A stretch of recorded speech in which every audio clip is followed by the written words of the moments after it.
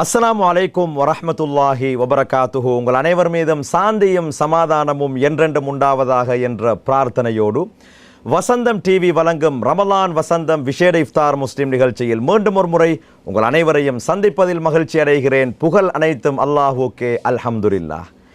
இன்றும் கூட மிக முக்கியமான ஒரு தலைப்பிலே கலந்துரையாடுவதற்கு நாங்கள் தயாராக இருக்கின்றோம். அந்த வகையிலே இன்றைய நிகழ்ச்சியிலே நாங்கள் இறையச்சம் என்றால் என்ன என்ற காத்திரமான தலைப்பிலே கலந்துரையாடுவதற்கு தயாராக இருக்கின்றோம்.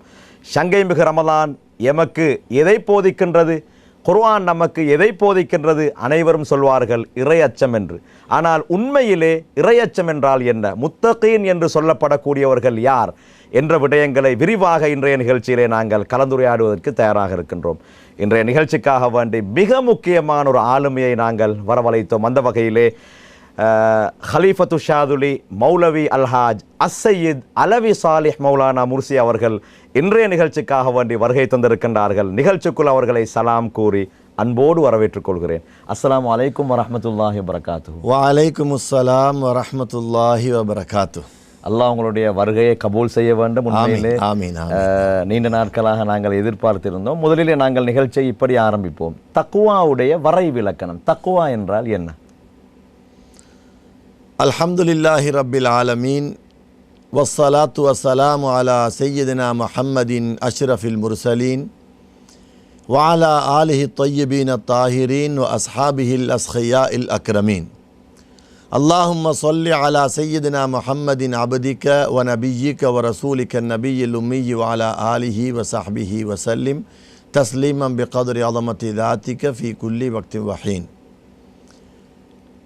கண்ணியமான என் அருமை சகோதரர்களே, பேரன்பு பெருமக்களே, தாய்மார்களே, சகோதரிகளே, உங்கள் அனைவருக்கும் அஸ்ஸலாமு அலைக்கும் வரஹ்மத்துல்லாஹி வபரகாத்து.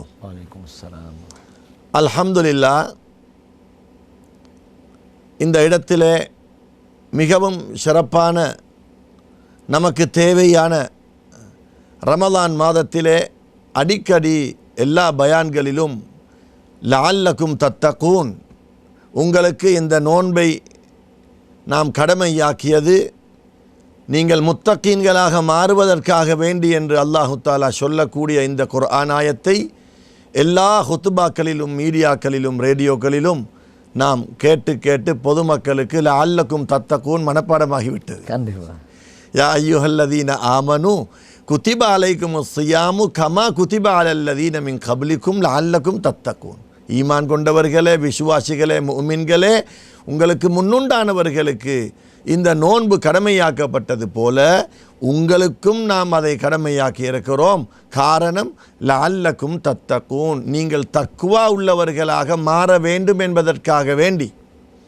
இது அல்லாஹ் நோன்பை தந்தது நம்முடைய உள பரிசுத்தத்தை அப்படியே ரமலான் மாதத்திலே பகல் பூராக நோன்பு நோற்று இரவு பூராக நின்று வணங்கி கல்பை பரிசுத்தப்படுத்துவதற்காகத்தான் நாம் ரமலானுடைய நோன்பை தந்தோம் என்று அல்லாஹ் சொல்கிறான்.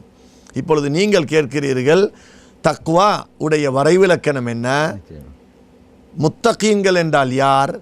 தக்வாதாரிகள் இறையச்சம், உள்ளச்சம், இறை பக்தி என்றெல்லாம் நாம் சொல்கிறோம். அதற்கு நல்ல ஒரு கேள்விதான். தக்வாவை பற்றித்தான் உங்களுக்கு தெரியும், நம்முடைய அல் குர்ஆன் ஆரம்பிப்பதே சூரத்துல் ஃபாத்தியாவுக்கு அடுத்ததாக சூரத்துல் பக்கரா. இந்த சூரத்துல் பக்கராவுடைய முதலாவது ஆயத்து அலிஃப் லாம் மீம். அலிஃப் லாம் மீம். அலிஃப் லாம் மீம் என்பதற்கு தஃப்சீர்களில் விளக்கம் போடுவார்கள். அல்லாஹு அலம் பிமுராதிஹி, அதாவது அலிஃப் லாம் மீம், ஹாமீம், யாசீன், தாஹா, அலிஃப் லாம் ரா, காஃப், ஹாயா, ஐன், சாத், இவைகளெல்லாம் அல்லாஹ்வுக்கு மட்டும்தான் தெரியும் என்று தஃப்சீர்கள் எழுதுவார்கள். ஆனால் அதனுடைய யதார்த்தம் அல்லாஹ்வுக்கும் இந்த குர்ஆன் யாருக்கு அருளப்பட்டதோ அந்த கண்மணி நாயகம் ஸல்லல்லாஹு அலைஹி வஸல்லம் அவர்களுக்கு மட்டும்தான் அதனுடைய ரகசியம் தெரியும். மா ஃபர்ரத்னா ஃபில் கிதாபி மின் ஷைஇன், இந்த குர்ஆனிலே எந்த ஒன்றையும் நாம் விட்டு வைக்கவில்லை என்று அல்லாஹ் சொல்கிறான். குர்ஆனிலே அனைத்தும் இருக்கிறது என்று அல்லாஹ் சொல்கிறான். குர்ஆனில் அனைத்தும் இருக்கிறது என்றால் அந்த அனைத்தையும் கண்மணி நாயகம் ஸல்லல்லாஹு அலைஹி வஸல்லம் அவர்களுக்கு தெரிந்துதானே இருக்க வேண்டும். கண்டிப்பா. எனவே அல் குர்ஆனுடைய பாஸ்வேர்டை போல அல்லது அல்லாஹ்வுக்கும் ரசூல் ஸல்லல்லாஹு அலைஹி வஸல்லம் அவர்களுக்கும் உள்ள சில ரகசிய கோட் மார்க் என்று சொல்லும் அளவுக்கு இந்த அலிஃப் லாம் எல்லாம் அமைந்திருக்கிறது. அது பொதுமக்களுக்கு தெரியாது. தாலிக்கல் கிதாபு லா ரைப ஃபீ, இந்த கிதாபு, இந்த வேதம், இந்த குர்ஆன் இருக்கிறதே எந்த விதமான சந்தேகமும் கிடையாது, எந்த ஷக்குகளும் கிடையாது. No doubt.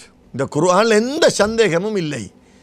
ஹுதல்லில் முத்தகீன், குர்ஆனுடைய முதலாவது ஆயத்தே சூரத்துல் பக்ராவில் எந்த டவுட்டும் கிடையாது, எந்த சந்தேகமும் கிடையாது.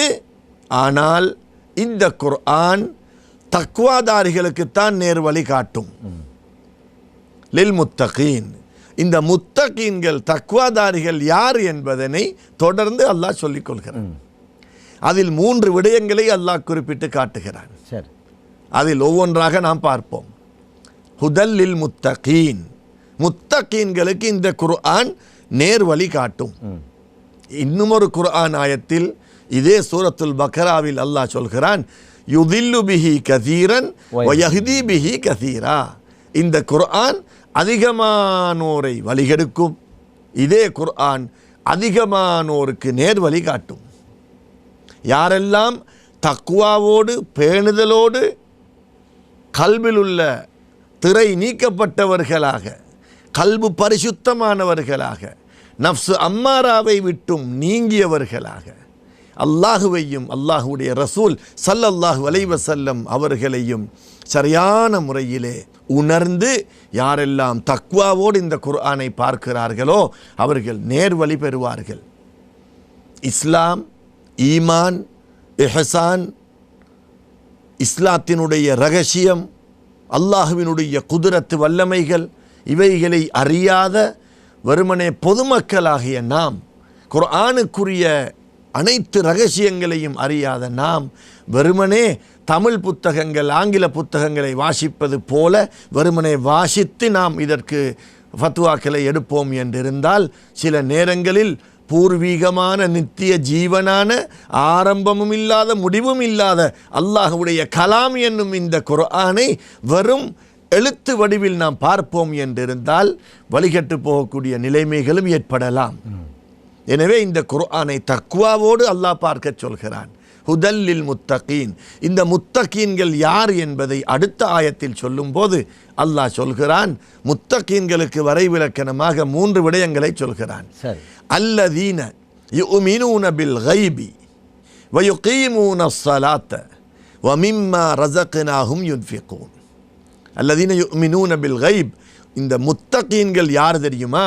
அவர்களுக்கு இருக்கிற குவாலிட்டிஸில், குணத்தில் முதலாவது விடயம், அவர்கள் மறைவானவற்றை நம்புவார்கள். ஆமன்து பில்லாஹி வ மலாயிகத்திஹி வ குதுபிஹி வ ருசுலிஹி வல் யௌமில் ஆஹிர் வல் கத்ரி கைரிஹி வ ஷர்ரிஹி மினல்லாஹி தஆலா. அல்லாஹ்வை காணாமலேயே நம்புகிறோம், நம்ப வேண்டும், நம்பித்தான் ஆக வேண்டும். வ மலாயிகத்திஹி, மலக்குகளை நம்பி இருக்கிறோம், வேதங்களை நம்பி இருக்கிறோம், அதே போல் ரசூல்மார்களை நம்பி இருக்கிறோம், கியாமத்து நாளை நம்பி இருக்கிறோம், கபருடைய வேதனைகள், அதே போல் மஹ்ஷர் மைதானத்தில் நடக்கக்கூடிய அமளி துமலிகள், அரசுடைய நிழல், கேள்வி கணக்கு, மீசான் தராசு, சிராத்தல் முஸ்தகீம், சுவர்க்கம், நரகம், கண்ணுக்கு தெரிபடாத அனைத்தையும் நம்புவார்கள். இவர்கள் தான் முத்தகீன்கள். கண்ணால கண்டதை மாத்திரம் நம்ப மாட்டார்கள், காணாத அனைத்தையும் நம்புபவர்கள். அல்லதீன யுமினூன பில் கைப், மறைவானவற்றை காணாமலேயே நம்புவார்கள். முதலாவது. இரண்டாவது, வயுகீமூன ஸ்ஸலாத்த, தொழுகையை நிலைநிறுத்துவார்கள், பேணி பாதுகாப்பார்கள், நேரத்துக்கு நேரம் எதிர்பார்த்து கொண்டிருந்து விடுபடாமல் தொழுது வருவார்கள். மூன்றாவது, வமிம்மா ரஸக்னாஹும் யுன்ஃபிகூன், நாம் அவர்களுக்கு வழங்கியதிலிருந்து, நாம் அவர்களுக்கு அளித்ததிலிருந்து அவர்கள் மற்றவர்களுக்கு அள்ளி அள்ளி வழங்கி அவர்களுடைய கல்வை சந்தோஷப்படுத்துவார்கள், அவர்களுடைய கஷ்டங்களில் பங்கெடுப்பார்கள். ஃபகீர்கள், பரம ஏழைகள், மிஸ்கீன்கள், கடன்காரர்கள், அதே போல வழிப்போக்கர்கள், அண்டை வீட்டார்கள், இது முஸ்லிம்களாக இருந்தாலும் சரி, முஸ்லிம் அல்லாதவர்களாக இருந்தாலும் சரி, நன்கொடைகள், அதே போல ஹதியாக்கள், அதே போல சதக்காக்கள், தான தர்மங்கள், அன்னதானங்கள், வயிறை நிறைக்கக்கூடிய கஷ்டமானவர்களுக்கு உணவளித்தல், இவைகள் முஸ்லிம்களுக்கு மாத்திரம்தான் கொடுக்க வேண்டும் என்பதல்ல. முஸ்லிம் அல்லாத மாற்று மத சகோதரர்களுக்கு கொடுத்தாலும் அவர்களுக்கு அல்லாஹ் நட்கூலியை வழங்கி கொண்டிருக்கிறான். வமிம்மா ரஸக்னாஹும் யுன்ஃபிகூன், அள்ளி வழங்குவார்கள். இந்த 3 விஷயத்தை நாம் சிந்தித்து பார்த்தா, இதில் முதலாவது அல்லாஹ் சொல்கிறான், அல்லதீன யுமினூன பில் கைப், மறைவானவற்றை நம்புவார்கள். இது கல்பு சம்பந்தப்பட்ட விஷயம், உள்ளம் சம்பந்தப்பட்ட விஷயம். வயுகீமூன ஸலாத்த, தொழுகையை நிலைநிறுத்துவார்கள். இது நம்முடைய வெளி உடம்பு, அதாவது பிசிக்கல் பாடி என்று சொல்லுவோமே, உடம்பு சம்பந்தப்பட்ட விடயம். இந்த உடம்பால் இவர்கள் தொழுதே ஆக வேண்டும். இந்த குர்ஆன் ஆயத்தில் அல்லாஹ் தொழுகையை மட்டும் சொல்கிறான். தொழுகை ஒரு மனிதனுடைய உடம்பிலே தலைக்கு சமமானது. எனவே மற்ற ஃபர்துகளை சொல்லவில்லை. எனவே தொழுகை, நோன்பு, ஜக்காத், ஹஜ், உடம்பால செய்யக்கூடிய அனைத்து அமல்களையும் சேர்த்துக்கொள்ளலாம். தொழுகை மாத்திரமல்ல, தொழுகையை நிலைநிறுத்துவார்கள், ரமலானில் நோன்பை பிடிப்பார்கள், ஜக்காத்தை கொடுப்பார்கள், ஹஜ்ஜு செய்வார்கள். இப்படிப்பட்ட இஸ்லாத்தில் வரக்கூடிய ஃபர்துகளை பேணி பாதுகாத்து செய்து வருவார்கள். உடம்பால் கஷ்டப்படுவார்கள், தியாகம் செய்வார்கள். அப்ப உள்ளம் சம்பந்தப்பட்டது 1, உடம்பு சம்பந்தப்பட்டது 2.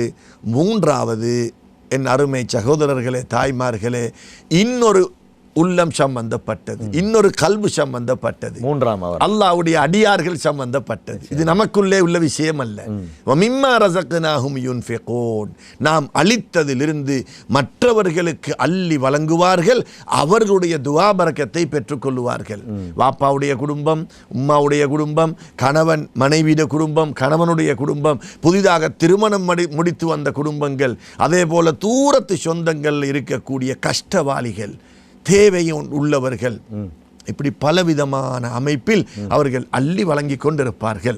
எனவே கண்ணியமான சகோதரர்களே, தக்வா என்று சொல்லும் போது இது நமக்குரியது மட்டுமல்ல, தக்வாவுக்குள்ளே மற்றவர்களுக்கும் ஒரு பங்கு இருக்கிறது. நாம மாத்திரம் தொழுது கொண்டு, நாம மாத்திரம் சுஜூது செய்து கொண்டு, நாம மாத்திரம் இந்த அமல்களை செய்துவிட்டு நான் தக்வாதாரி என்று சொல்லாமல், மற்றவர்களையும் பேணி அவர்களுடைய கல்வையும் சந்தோஷப்படுத்துவதில் தக்வாவுக்கு ஒரு பெரிய பங்கு இருக்கிறது என்பதனை நாம் தெட்ட தெளிவாக விளங்கிக் கொள்ள வேண்டும். எனவேதான் அல்லாஹ் சூரத்துல் பக்கராவின் ஆரம்ப ஆயத்துகளிலே முத்தகீன்கள் யார், தக்வாதாரிகள் யார் என்பதனை நமக்கு தெளிவுபடுத்தி சொல்லிவிட்டான். நிச்சயமாக மிக தெளிவான முறையிலே அல் குர்ஆனிய வசனங்களை ஓதி காட்டி அழகாக விளங்கப்படுத்தினார்கள். இறையச்சம் என்றால் என்ன, முத்தகீன்கள் என்று சொல்லப்படக்கூடியவர்கள் யார் என்ற விடயம். எனவே நாங்கள் எவ்வளவுதான் நெற்றி கருக்கும் அளவுக்கு தொழுதாலும் வேலையில்லை, பிறருடைய உரிமைகளை நாங்கள் சரியான முறையிலே பேணாவிட்டால். எனவே தக்வாவுக்கு 3 குவாலிட்டிஸ்களை சொல்லியிருக்கின்றார்கள். நாங்கள் ஒவ்வொருவரும் எங்களுடைய உள்ளங்களிலே கை வைத்து கேட்டு பார்க்க வேண்டும். சொல்லப்பட்ட 3 விடயங்களும் என்னிடத்திலே இருக்கின்றதா? இல்லாவிட்டால் உடனடியாக இன்றிலிருந்தே நாங்கள் எங்களை திரித்து கொள்ள வேண்டும் என்பதை ஞாபகப்படுத்தி இன்றைய நிகழ்ச்சியிலே நாங்கள் இறையச்சம் என்றால் என்ன, முத்தகீன்கள் என்று சொல்லப்படக்கூடியவர்கள் யார் என்ற காத்திரமான தலைப்பிலே மௌலவி அல்ஹாஜ் அஸ்ஸையீத் அலவி சாலிஹ் மௌலானா முர்சி அவர்களோடு கலந்துரையாடி கொண்டிருக்கின்றோம். மிக முக்கியமான ஒரு தலைப்பாக இந்த தலைப்பு அமைந்திருக்கின்றது. ரமதானிலே நாங்கள் 15-16 நாட்களை கடத்திவிட்டோம். எனவே நாங்கள் எஞ்சிய காலப்பகுதியிலே நாங்கள் எப்படி நடந்து கொள்ள வேண்டும் என்ற விடயங்கள், ரமதானுக்கு பிற்பட்ட காலங்களிலே நாங்கள் எங்களை எப்படி புனிதர்களாக மாற்றிக்கொள்ள வேண்டும் என்ற விடயங்களை தான் இன்றைய நிகழ்ச்சியிலே நாங்கள் உங்களுக்கு தெளிவுபடுத்திக் கொண்டிருக்கின்றோம். அடுத்ததாக சொல்லுங்கள் மௌலானா, அல்லாஹ்வை பயந்து கொள்ளுங்கள், அல்லாஹ்வை அஞ்சுங்கள், அல்லாஹுக்கு பயப்படுங்கள், இப்படி அதிகமானவர்கள் சொல்லிக்கொண்டே இருப்பார்கள். உண்மையிலே அல்லாஹுக்கு அஞ்சுதல், பயப்படுதல், இதனை சற்று விளக்கமாக தெளிவுபடுத்துங்கள். நல்ல ஒரு கேள்வியை கேட்டீங்க. தக்வா என்றால் அல்லாஹ்வுடைய பயம், அல்லாஹ்வுடைய அச்சம் என்று சொல்லுவோம். அப்படித்தான் பயான்களில் கூட சொல்லி கொண்டிருக்கிறோம். அதில் வித்தியாசம் கிடையாது. அல்லாஹ்வுடைய பயம், அல்லாஹ்வுடைய அச்சம் கட்டாயம் இருக்கத்தான் வேண்டும். ஆனால் அது எப்படிப்பட்ட பயம்? உதாரணமாக கொரோனா என்னும் சோதனையை தாண்டி நாம் நிற்கிறோம். அல்ஹம்துலில்லாஹ், அல்லாஹ் பாதுகாத்தான். பேரை கேட்டாலே பயம். பயம். கொரோனாவுக்கு பயம், 2004 ஏற்பட்ட சுனாமிக்கு பயம், பூமி அதிர்ச்சிக்கு பயம், டெட்லியஸ்ட் அனிமல் என்று சொல்லக்கூடிய முதலை, கரடி, புலி, சிங்கம் இவைகளுக்கு பயம், குண்டு வெடிக்குமே அவைகளுக்கு பயம், அல்லாஹ்வுக்கும் பயம். எல்லாமே பயம்தானே. இந்த நான் முந்தி சொன்ன அனைத்து பயங்களுக்கும் அல்லாஹ்வுடைய பயம் என்பதற்கு உரிய வித்தியாசம் என்ன? சோதனைகள் வேறு, அல்லாஹ்வுடைய அன்பின் காரணமாக ஏற்படக்கூடிய சில விடயங்கள் வேறு. அல்லாஹ் எப்படிப்பட்டவன் என்றால் நம்மை படைத்தவன், பரிபக்குவப்படுத்துபவன். இந்த உலகத்தை நமக்காக அல்லாஹ் படைத்தான். அத்துன்யா ஹுலிகத் லக்கும் வ அன்தும் ஹுலிக்தும் லில் ஆஹிரா. நீங்கள், இந்த உலகம் முழுவதும் உங்களுக்காக படைக்கப்பட்டது, ஆனால் நீங்களோ ஆகிரத்துக்காக படைக்கப்பட்டவர்கள். பெற்ற தாயை விட 70 மடங்கு அல்லது அதற்கு அதிகமான அன்பு வைத்தவன் தான் ரப்பு அல்லாஹ். 2 கண்களை தந்திருக்கிறான். அதனுடைய பெருமதி உலகத்திலே யாருக்கும் பணம் கொடுத்து வாங்க முடியாது. காது கேட்கிற தன்மையை தந்திருக்கிறான், நாவன்மையை தந்திருக்கிறான், வெளி உடல் உறுப்பு, உள்ளே பலவிதமான அல்லாஹ்வுடைய நிறைய நியாமத்துகள், சந்திரன், சூரியன், வானம், பூமி, கடலில் உள்ள மீன்கள், இதே போல ஆடு, மாடு, ஒட்டகை, கோழி, முட்டை வரையில் அனைத்தையும் ஹலாலாக்கி மண்ணிலிருந்து வெளியாகக்கூடிய நியாமத்துகளான மாணிக்கம், தங்கம், வைரம் உட்பட அனைத்துமே மனிதர்களுக்குத்தானே.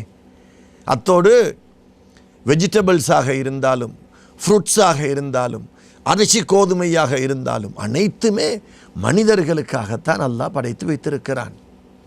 பெற்ற தாயை விட 70 மடங்குக்கும் அதிகமான அன்பு வைத்த அல்லாஹ் பருவமடைந்த பின்பு நாம் செய்யக்கூடிய பாவங்கள், உடல் உறுப்புகளால் செய்யக்கூடிய இந்த பாவங்களை அல்லாஹ் பார்த்து கொண்டிருந்து பாவங்களை மன்னிக்க காத்து கொண்டிருந்து, ஒரு ஹதீஸுல் குதுசியில் அல்லாஹ் சொல்கிறான், நீங்கள் பயம் என்று சொன்னீங்களே, ஏன் பயப்படணும்னு கேட்கத்தான் வாரேன். அதாவது, மனிதனே, என்னுடைய அடியானே, கடலில் உள்ள நுரைகளின் அளவுக்கு நீ பாவம் செய்துவிட்டு என்னிடத்திலே வந்தாலும்,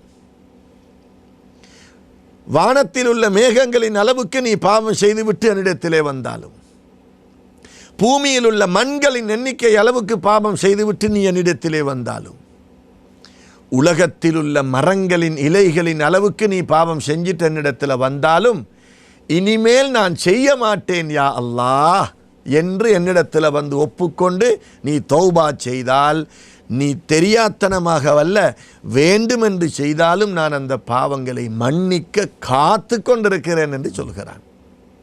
பூமியில் உள்ள மண்களின் எண்ணிக்கை என்றா யோசிக்க வேண்டியதுதான், அல்லாஹ்க்கு மட்டும்தான் தெரியும். மரங்களின் இலைகளின் அளவென்றா யோசிக்க வேண்டியதுதான். மேகங்களின் அளவு, நுரைகளின் அளவு, உலகம் படைக்கப்பட்ட நாள் முதல் கடல் அலைகளின் நுரை 24 மணித்தியாலமும் இருந்து கொண்டுதான் இருக்கிறது.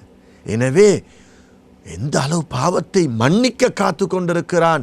அதை பார்த்த பிறகும் நம்மை நல்ல மனிதர்களாக சமுதாயத்திலே காட்டி கண்ணியத்தை அப்படியே வைத்து ஐபுகளை வெளியாக்காமல் சத்தாருல் உயூபாக, ஐபுகளை மறைக்கக்கூடியவனாக அன்பு செலுத்தி நம்மை வளர்த்து பரிபக்குவப்படுத்தி கொண்டிருக்கும் அல்லாஹ்வுக்கு ஏன் பயப்படணும்? இது என்ன பயம் தெரியுமா? ஒரு வகையான காதல் கலந்த பயம் இது. அல்லாஹ் பேரின்ப காதலன், அன்பு செலுத்த கடமைப்பட்டவன், நன்றி செலுத்துவதற்கு கடமைப்பட்டவன் அல்லாஹ். ஆனால் அல்லாஹ் சொல்கிறான், மல்லம் யஷ்குரின் நாசபலம் யஷ்குரில்லா.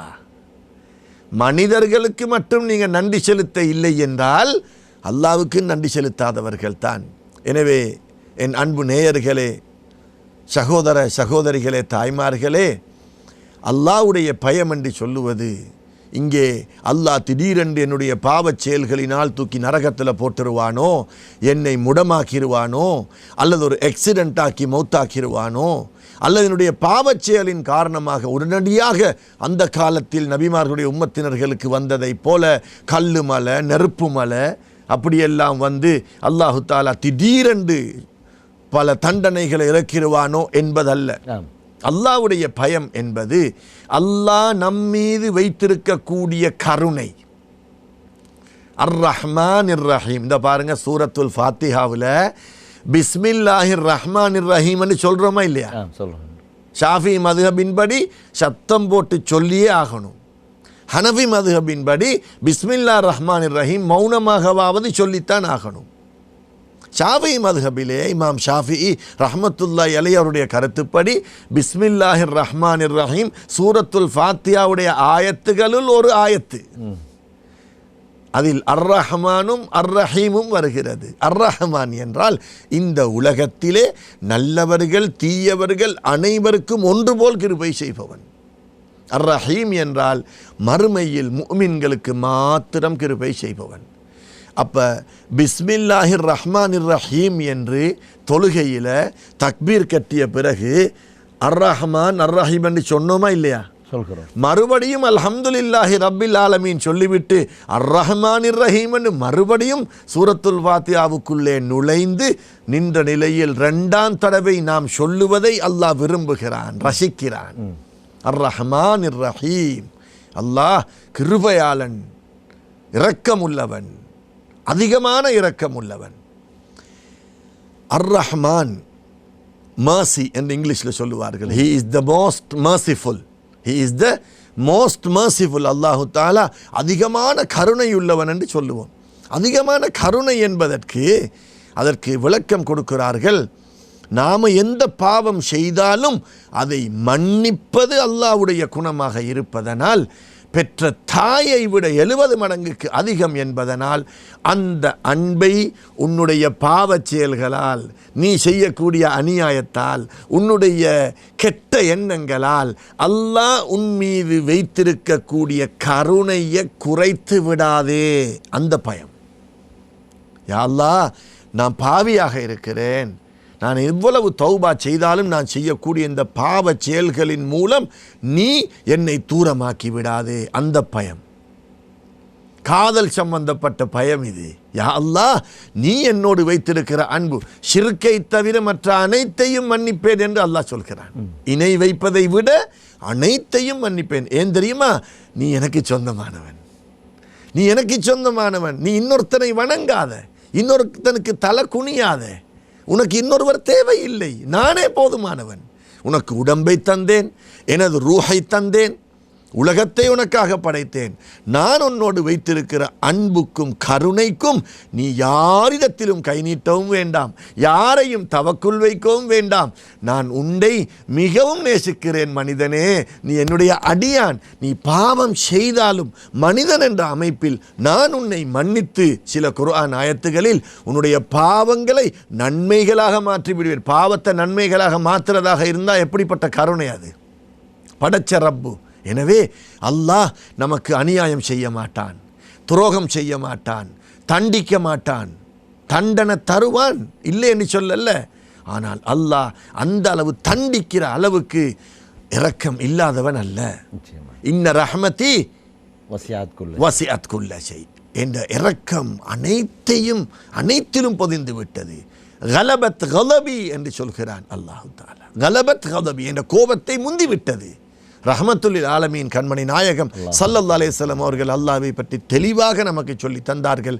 எனவே அல்லாஹ் நரகத்தில் போற்றுவான் என்று பயப்படுவதை விட அல்லாஹ் என்னை தண்டிக்க மாட்டான், நான் அல்லாஹுவை நேசிக்கிறேன், நான் அல்லாஹுவை மட்டுமே வணங்குகிறேன். எனவே எனது ரப்பு எனக்கு போதுமானவன். வமை யத்தவக்கல் அலல்லாஹி ஃபஹுவ ஹஸ்பு. யார் அல்லாஹ் மீது பரிபூர்ண தவக்குல் வைக்கிறார்களோ அல்லாஹ்வே அவர்களுக்கு போதுமானவன். எனவே அல்லாஹுவை தாயை விட, தகப்பனை விட, மனைவியை விட, கணவனை விட, பிள்ளைகளை விட அல்லாஹுவை நேசித்து அன்பு வைத்து நம்முடைய பாவச் செயல்கள் மூலம் அல்லாஹ் நம்மை தூரமாக்கிவிடக் கூடாது என்ற பயன்தான் தக்வா என்னும் உள்ளச்சம் என்பதை விளங்கிக் கொள்ள வேண்டும். அல்லாஹ் எக்காரணம் கொண்டும் உணர்ச்சி வசப்பட்டு கோபித்து நம்மளை தண்டிக்க மாட்டான். அப்படி தண்டிக்கக்கூடியவனாக இருந்தால் உலகத்தில் எப்போவோ மனிதர்கள் எல்லோரும் அழிந்திருப்பார்கள். நிச்சயமாக ரொம்ப அற்புதமாக சொன்னார்கள் மௌலவி அவர்கள். எனவே நாங்கள் அல்லாஹுடைய அருளிலிருந்து நாங்கள் நிராசை அடைந்து விடக்கூடாது, சொன்னார்கள், கடல் நுரையளவுக்கு பாவம் செய்திருந்தாலும், மேகங்கள் அளவுக்கு பாவங்கள் செய்திருந்தாலும், மனிதா நீ அல்லாஹ்வின் பக்கம் விரைந்து வா, அல்லாஹ் உன்னை மன்னிக்க காத்து கொண்டே இருக்கின்றான் என்ற அற்புதமான விடயங்களை சொன்னார்கள். எனவே சங்கையான ரமதானிலே இருக்கின்றோம், இறுதி 10 அடைந்திருக்கின்றோம். எனவே தயவு செய்து அல்லாஹுடைய ரஹ்மத்தை எதிர்பார்த்தவர்களாக, அல்லாஹுடைய மக்ஃபிரத்தை எதிர்பார்த்தவர்களாக, உண்மை முத்தகீன்களாக உலகத்திலே வாழ்வதற்கு நாங்கள் முயற்சி செய்வோம் என்பதை ஞாபகப்படுத்திக் கொண்டு, அந்த வகையில் அடுத்ததாக சொல்லுங்கள் மௌலானா, நீங்கள் ஆரம்பத்திலே தக்வாவுடைய வரைவிலக்கணங்களை சொல்லும் போது 3ஆவதாக ஒரு விடயத்தை சொன்னீர்கள். அதாவது நாங்கள் அவர்களுக்கு அருளியவற்றிலிருந்து அவர்கள் செலவழிப்பார்கள், அதாவது சதக்கா செய்வார்கள். இந்த விடயத்தை இன்னும் சற்று தெளிவாக நாங்கள் நேர்களுக்கு சொல்லிக் கொடுப்போமே. இன்ஷா அல்லாஹ். வமிம்மா ரஸக்னாஹும் யுன்ஃபிகூன். நாம் உங்களுக்கு அவர்களுக்கு அருளியவற்றிலிருந்து அவர்கள் அள்ளி வழங்குவார்கள். அப்படி அல்லாஹு தஆலா அப்படி சொன்னதுக்கு முக்கிய காரணம் என்னவென்று சொன்னால், இஸ்லாத்திலே ஹுக்கூக்குல்லா, ஹுக்கூக்குல் இபாத் என்று 2 விஷயம் இருக்குது. ஒன்று அல்லாஹ்வுக்கு செய்ய வேண்டியது, அடுத்தது அல்லாஹ்வுடைய அடியார்களுக்கு செய்ய வேண்டியது. அல்லாஹ்வுக்கு செய்ய வேண்டிய விடயங்களுள் ஈமான், இஸ்லாம், இது சம்பந்தப்பட்ட நல்லமல்கள், சாலிஹான அமல்கள், வாயால் ஓதக்கூடியவைகள், அதே போல் கல்பால் வைக்கக்கூடிய நல்லெண்ணங்கள், அதே போல் உடம்பால் செய்யக்கூடிய சில நல்ல அமல்கள், அதில் தொழுகை, நோன்பு, சுன்னத்தான வணக்கங்கள் அனைத்தும் அடங்கும். அல்லாஹு தஆலா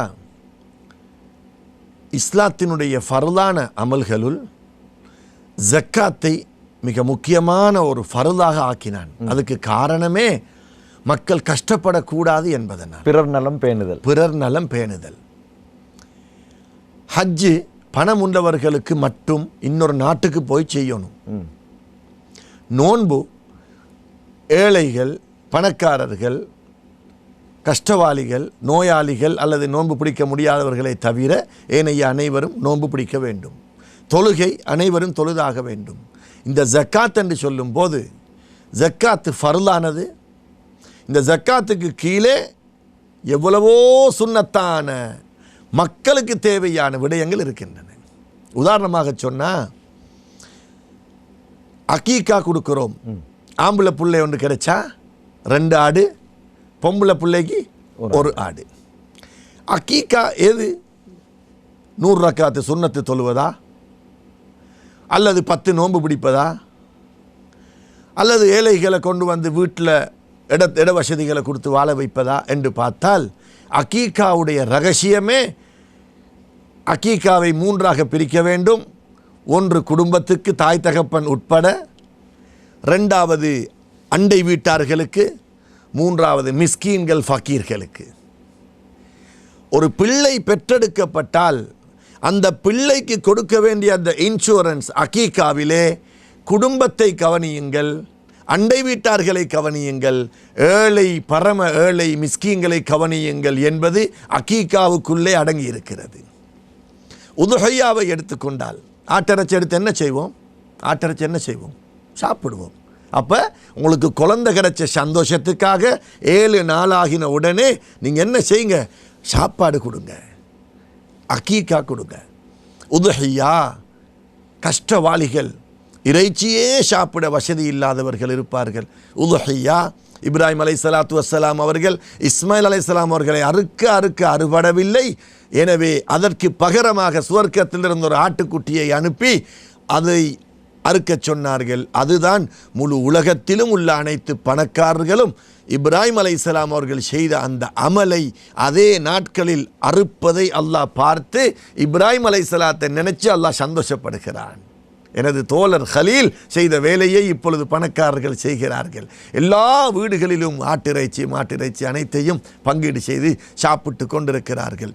அதே போல வலீமாவிலே, திருமணம் முடித்த பிறகு கொடுக்கக்கூடிய வலீமாவிலே, கெட்ட வலீமா, ஏழைகள் புறக்கணிக்கப்பட்டு பணக்காரர்களை மாத்திரம் அழைத்து கொடுக்கப்பட வேண்டிய வலீமா தான் மிக கெட்ட வலீமா என்று கண்மணி நாயகம் ஸல்லல்லாஹு அலைஹி வஸல்லம் சொன்னார்கள். அப்படி என்றா எங்களை எல்லாம் எங்கள் அப்பா கல்யாணத்துக்கு கூப்பிடுவாங்க, எங்களை திருமணத்துக்கு எல்லாம் கூப்பிட மாட்டாங்க என்று நினைத்து கொண்டு ஏங்கி கொண்டிருக்கும் எவ்வளவோ ஏழைகளை உங்களுடைய வலிமாவுக்கு அழைத்து கண்ணியப்படுத்தி அவர்களுக்கு சாப்பாடு கொடுங்கள்.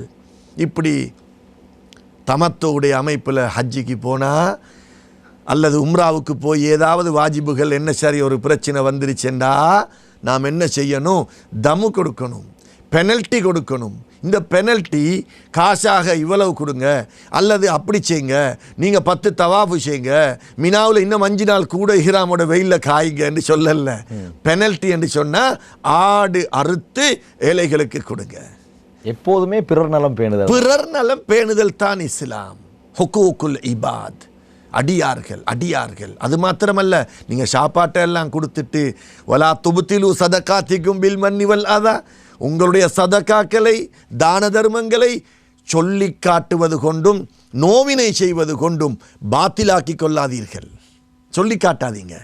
நான் இப்படியெல்லாம் அவங்கள கவனித்தேன், அவங்களுக்கு மறந்துருச்சு, இப்படியெல்லாம் பார்த்தேன், இன்றைக்கு அவருக்கு இருக்கிற காசெல்லாம் யார் கொடுத்தது, அந்த டைமில் செஞ்சதெல்லாம் மறந்துட்டானே என்று பேசி கல்ப நோகடித்து நீங்கள் உங்களுடைய தான தர்மங்கள் சதக்காக்களை பாத்திலாக்கி கொள்ளாதீர்கள். எனவே இந்த தக்வா என்று சொல்லும்போது ஸல்லல்லாஹு அலைஹி வஸல்லம் 3 தடவை காட்டி சொன்னாங்க. அத்தக்வா ஹாஹுனா, அத்தக்வா ஹாஹுனா, அத்தக்வா ஹாஹுனா என்று 3 தடவை தக்வா இங்கே தான் இருக்கிறது, தக்வா இங்கே தான் இருக்கிறது என்று 3 தடவை காட்டினார்கள். காரணம், இந்த கல்பில் மற்ற மக்களை பற்றி ஒரு நேசம் இருக்க வேண்டும். அது முஸ்லிம்களாக இருந்தாலும் முஸ்லிம் அல்லாதவர்களாக இருந்தாலும். மறுபடியும் நான் சொல்கிறேன், இந்த நாட்டிலே நாம் அந்நியர்களோடு அந்நிய மதத்தவர்களோடு சேர்ந்து வாழ்கிறோம், அவர்களோடு நிறைய சேர்ந்து வாழ்கிறோம். நமக்கு நிறைய சலுகைகள் தந்திருக்கிறார்கள், நம்மோடு அதிகமான ஒரு மஹப்பத்தாக இருக்கிறார்கள். எனவே நாம் தான தர்மங்கள் அன்னதானங்கள் சதக்காக்களை கொடுக்கும்போது நாம் மற்றவர்களை பேணி பாதுகாத்து அவர்களுடைய கல்வை சந்தோஷப்படுத்துவதன் மூலமாக நம்முடைய உள்ளத்திலே அந்த துஆபரக்கத்தின் காரணமாக நம்முடைய கல்வை அல்லாஹ் பரிசுத்தப்படுத்துகிறான், விரிவாக்குகிறான். நான் என்ற தன்மை இல்லாமலாகி அல்லாஹ் நம்மளை அல்லாஹுவை நெருங்கி வாழக்கூடிய ஒரு இறைநேசர்களாக மாற்றும் அளவுக்கு மற்றவர்களுடைய துஆபரக்கத்தின் காரணமாக நம்முடைய கல்பு பரிசுத்தப்படுத்தப்படக்கூடிய தன்மையை அல்லாஹ் இந்த ரமலானிலே வைத்திருக்கிறான். இந்த ரமலானும் ஷஹ்ருன் முவாசாத், ஒருவருக்கொருவர் உதவி செய்து கொள்ளும் மாதம், புரிந்துணர்வோடு ஒருத்தருக்கொருத்தர் உதவி செய்து கொள்ளும் மாதம் என்று சொன்னார்கள். எனவே யாரெல்லாம் கஷ்டப்படுகிறார்களோ அவர்களை தேடி தேடி கண்டுபிடித்து அவர்களுக்குரிய உதவிகளை செய்ய வேண்டும் என்பதுதான் என்னுடைய கருத்து. நிச்சயமாக மிக முக்கியமான ஒரு விடயத்தை ஞாபகப்படுத்தினார்கள். இறையச்சம் உடையவர்கள் அவர்கள் மறைவானவற்றை நம்ப வேண்டும், தொழுகையை நிலைநாட்ட வேண்டும். அதே போன்று நாங்கள் உங்களுக்கு வழங்கியதிலிருந்து, அல்லாஹ் வழங்கியதிலிருந்து பிறருக்காக வேண்டி செலவழிக்க வேண்டும் என்ற விடயத்தை ஞாபகப்படுத்தியிருந்தார்கள் ஆரம்பத்திலேயே. இறுதியாக அதாவது சதக்காவுடைய முக்கியத்துவத்தை பற்றி ரொம்ப ஆழமாக சொல்லியிருந்தார்கள். எனவே ரமதானுடைய மாதத்திலே இருக்கின்றோம், எங்களால் முடிந்த அளவு நாங்கள் பிறருடைய நலங்களை பேணிக் கொள்வோம் என்பதை ஞாபகப்படுத்தி கொண்டு நிகழ்ச்சியின் இறுதி கட்டத்திலே இருக்கின்றோம். இன்றைய நிகழ்ச்சியிலே நாங்கள் இறையச்சத்தை பற்றி மிக தெளிவான முறையிலே பேசிக் கொண்டிருக்கின்றோம். மௌலானா, நிகழ்ச்சியின் இறுதி கட்டத்திலே இருக்கின்றோம். ரமலானுடைய மாதத்திலே அதிகமானவர்கள் சதக்கா தான தர்மங்களை செய்து கொண்டே இருக்கின்றார்கள். மாஷா அல்லாஹ், அல்லாஹ் அவர்களுக்கு குறையில்லாமல் சதக்கா செய்வதற்கான ஏற்பாடுகளை கொடுக்க வேண்டும். ஆனால் இந்த சதக்கா செய்யக்கூடிய நேரத்திலே நாங்கள் யாருக்கு ப்ரையாரிட்டி கொடுக்க வேண்டும்? சில குடும்பங்களை பார்ப்போமாக இருந்தால் சகோதரர்கள் சகோதரிகள் பெற்ற தாய் தந்தையர்கள் ரொம்பவே கஷ்டத்திலே இருப்பார்கள். ஊர் பெருமைக்காக வேண்டி எங்கோ போய் சதக்காக்களை செய்து கொண்டிருக்கிறார்கள். எனவே நாங்கள் சதக்கா செய்யக்கூடிய நேரத்திலே ப்ரையாரிட்டி கொடுக்கப்படக்கூடியவர்கள் யார்? இவ்வளவு நேரமும் கேட்ட கேள்விகளை விட ரொம்ப முக்கியமான அழகான ஒரு கேள்வியை கேட்டீர்கள். இது எல்லோருக்கும் தேவை. நான் சுருக்கமாக சொல்கிறேன், எனக்கு கிடைக்கப்பட்டிருக்கிற நேரமும் ரொம்ப கம்மி என்பதனால். நம்முடைய பிள்ளைகளை படிக்க வைப்பதற்காக நாம் படக்கூடிய கஷ்டம் நான் இங்கே விளங்கப்படுத்த வேண்டிய அவசியம் இல்லை. மேல் படிப்புக்கு பிறகு வெளிநாடுகளுக்கு அனுப்பி பிள்ளைகளுக்காக லட்சக்கணக்கு மில்லியன் கணக்கில் செலவழித்து அந்த பிள்ளையை படிப்பிப்பதற்காக ஒரு நல்ல இடத்திலே பார்க்க வேண்டும் என்பதற்காக ரொம்ப கஷ்டப்படுகிறோம். ஆனால் யார் கஷ்டவாளி, யாருடைய கல்விலே நாம் ஆனந்த கண்ணீரை வெளியாக்கலாம் என்று ஏழை எளிய மக்களையும் குடும்பத்தில் கஷ்டப்படக்கூடியவர்களையும் நான் தேடி அலைவதில்லை. வீட்டுக்கு வந்து அப்படியே பெல்ல ரிங் பண்ணினா அல்லது காலடிக்கு வந்து கேட்டால் நாம் ஏதோ 100, 200, 500, 1000 கொடுத்து விடுகிறோம். நாம் தேடுவதில்லை. தேடல் நம்மிடத்தில் கிடையாது. தேவையானவர்களை தேடி கண்டுபிடிக்க வேண்டும். இன்று ரொம்ப கஷ்டப்படக்கூடிய அதிகமானவர்கள் குடும்பத்தில் உள்ளவர்களை தேடி கண்டுபிடிச்சி அவர்களுக்குரிய ஹக்குகளை காலடிக்கு போய் அவர்களை கண்ணியப்படுத்தி நாமவே கொடுத்து விட்டு வருவது தான் சிறந்தது. எனவே நாம் நம்முடைய தேவைகளை மாத்திரம் நாம் தேடி அலைந்து உலகத்தை நாம் தேடிக்கொண்டிருக்காமல் ஆகிரத்துக்காக வேண்டி நம்முடைய கபரை நாம் வெளிச்சமாக்கி கொள்வதற்காக வேண்டி அதிகமான தான தர்மங்களை தேவையானவர்களை பார்த்து தேடி கொடுக்க வேண்டும். சிலர் வாய் திறந்து கேட்க மாட்டாங்க, நல்ல ஆடை அணிந்திருப்பாங்க, எதுவும் கேட்க மாட்டார்கள், 2 நாட்கள் பட்டினியில் இருப்பார்கள். யாரிடத்தில் கேட்க முடியாத ஒரு கண்ணியமானவர்களாகவும் இருப்பார்கள், மிகப்பெரிய கடன்காரர்களாகவும் இருப்பார்கள். எனவே தேடி கண்டுபிடிப்பது நம்முடைய கடமை, அதை மறந்துடக்கூடாது. அடுத்தது, நான் ஒரு ஆலிமெண்டா எல்லாம் அறிந்தவர் என்பதல்ல, மதரசாவில் ஓதினவர் என்பதனால் எனக்கு தெரியும் உலமாக்களுடைய நிலை. நான் இப்படி சொல்கிறேன் என்று எல்லாரும் என்ன மன்னிச்சு கொள்ளணும். அல் ஜின்ஸும் ஆல் ஜின்ஸ் என்றுவாங்க. நான் ஒரு ஆலிமுடைய பட்டியலில் இருப்பதனால் உலமாக்கள், முஅத்தின்கள், பள்ளி வாயில்களில் வேலை செய்யக்கூடியவர்கள், இந்த ஏரியா என்பதல்ல, அம்பந்தோட்டையில் இருந்து மட்டக்களப்பு வரையில், குருநாகல் வரையில், கண்டி வரையில் எல்லா பள்ளி வாசல்களையும் சேர்த்துத்தான் சொல்கிறேன். அனைத்து மதரசாக்களையும் சேர்த்துத்தான் சொல்கிறேன். அனைத்து பள்ளி வாயில்களும் அழகாக இருக்கின்றன. அனைத்து பள்ளி வாயில்களும் வருஷத்துக்கு வருஷம் பெயிண்ட் பண்ணப்பட்டிருக்கிறது. ஆனால் பள்ளி வாயிலில் வேலை செய்யக்கூடிய ஹத்தீப்மார்கள் கடன்காரர்களாக இருக்கிறார்கள், கஷ்டவாளிகளாக இருக்கிறார்கள். அதே போல அங்கே ஓதி கொடுக்கக்கூடியவர்கள், பிள்ளைகளுக்கு தஜ்வீத் சொல்லிக் கொடுக்கக்கூடியவர்கள், நம்முடைய பிள்ளைகளுடைய நிக்காஹை செய்து வைப்பதற்கு பிள்ளைகளுக்கு வஜ்ஜஹத்து, அத்தஹியாத்து, குனூத்து, இன்னும் சூரத்துல் ஃபாத்தியா போன்ற குர்ஆனை ஓதி கொடுப்பதற்கு உலமாக்கள் இல்லை என்றால் ஒன்றுமே செய்ய முடியாது. எனவே கண்ணியமான சீதேவிகளே, பள்ளி வாயில்களில் வேலை செய்யக்கூடிய கண்ணியமான உலமாக்கள், அதே போல் ஹாஃபில்மார்கள், உங்களுடைய வீடுகளில் தராவியை தொழுவிக்கக்கூடியவர்கள், பாங்கி சொல்லி மனைவி மக்களையும் குடும்பத்தையும் விட்டு பள்ளிவாயல்களில் வந்து தங்கி உங்களுக்காக பாங்கை ஞாபகப்படுத்தக்கூடியவர்கள், தொழுகையில் இமாம் ஜமாத்தாக தொலை வைத்து 27 மடங்கு நன்மைகளை பெற்றுத்தரக்கூடிய உலமாக்களை பள்ளிவாயல்களில் நிர்வாகிகள் கொடுக்குறாங்க தானே, அவர்களுக்கு வருமானம் இருக்குது தானே என்று நினைக்காமல் அவர்களில் அதிகமானோர் கஷ்டப்படுகிறார்கள். ஊரில் யாருக்கிட்டையாவது கடனுக்கு கேட்டு வெளியில் மெசேஜ் வந்ததுண்டா நிர்வாகிகள் திட்டுவார்கள், ஏசுவார்கள் என்பதனால் ரொம்ப சிரமத்தில் இருக்கிறார்கள். எனவே வமிம்மா ரஸக்னாஹும் யுன்ஃபிகூன் என்ற அந்த தக்வாவின் 3வது கட்டத்திலே ஒவ்வொரு பணக்கார வாலிபரும், ஒவ்வொரு பணக்கார செல்வந்த வயது வந்தவர்களும் உங்களுடைய ஊரிலே உங்களுடைய பள்ளி வாயில்கள், மதரசாக்கள், தக்கியாக்கள், ஜாவியாக்களில் ஓதி கொடுக்கக்கூடிய, பாங்கு சொல்லக்கூடிய முஅத்தின்களுக்கும் உஸ்தாதுமார்களுக்கும் மதரசாக்கள் ஓதி கொடுக்கக்கூடியவர்களுக்கும் ரகசிய கொடை என்னும் யாருக்கும் தெரியாமல், மனைவிக்கு கூட தெரியாமல், மனைவிமார்கள் கொடுத்தால் கணவனுக்கு கூட தெரியாமல் நாம் ஒரு 10 ரூபாய் சம்பாதித்தால் அதில் ஒரு 2 ரூபாயை ஒதுக்கி, இது சதக்காவும் அல்ல, இது ஜக்காத்தும் அல்ல, இது ஹதியா, என்னுடைய கபரை வெளிச்சமாக்க, நஃப்ஸை பரிசுத்தமாக்க, அல்லாஹுவை சந்தோஷப்படுத்த, ஸல்லல்லாஹு அலைஹி வஸல்லம் அவர்களை சந்தோஷப்படுத்த, அவர்களை தனிப்பட்ட முறையில் அவர்களுக்கு என்ன தேவை என்று கேட்டு அவர்களுக்கு பெற்று கொடுத்து அந்த கல்வுகளை சந்தோஷப்படுத்தினால் அல்லாஹ்வுடைய அரிசி குலுங்கும் அளவுக்கு அல்லாஹ் நமக்கு ரஹ்மத்து செய்வான். எனவே கண்ணியமான சீதேவிகளே, பேரன்பு பெருமக்களே, அல்லாஹு தஆலாவின் நல்லடியார்களே, தாய்மார்களே, சகோதரிகளே, நாம் நம்முடைய பிள்ளைகளுக்கு சொத்துக்களை எல்லாம் வைத்துவிட்டு திடீரென்று மௌத்தாகிவிட்டால் நிச்சயமாக நம்முடைய பேரில் மதரசாக்கள், பள்ளி வாயில்களுக்கு கொடுப்பாங்களா இல்லையான்னு தெரியாது. நாம் எவைகளை எல்லாம் அனுப்புகிறோமோ அதுதான் நமக்குரியது. எனவே இந்த காலத்தில் மரணம் என்பது மிகவும் சாமானியமான ஒன்றாக போய்விட்டது.